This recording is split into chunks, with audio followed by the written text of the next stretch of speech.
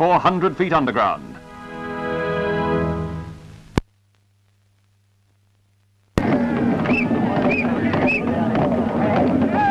New Guinea natives from the highland villages around Goroka gather for a tribal ceremony, dancing, chanting, and until a few years ago, fighting and killing. These were popular pastimes for the wild men of the high country. But slowly, the territory's seen a change as the tribesmen learned the value of primary industry. Sheep and cattle flocks built up, and the gardens of yams and other wild vegetables were replaced with tea, coffee, and cocoa plantations.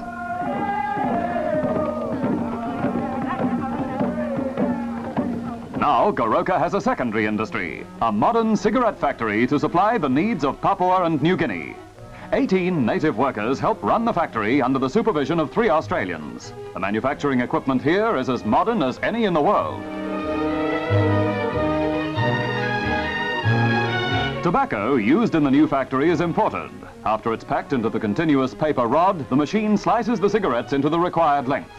Almost the whole of the operation is automatic, including the application of these filter tips. The factory can produce up to 500,000 cigarettes a day.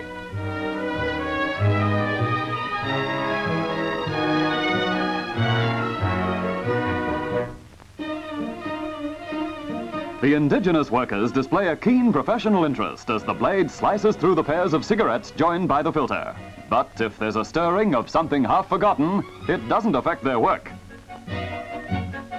Next, the finished product is checked for weight.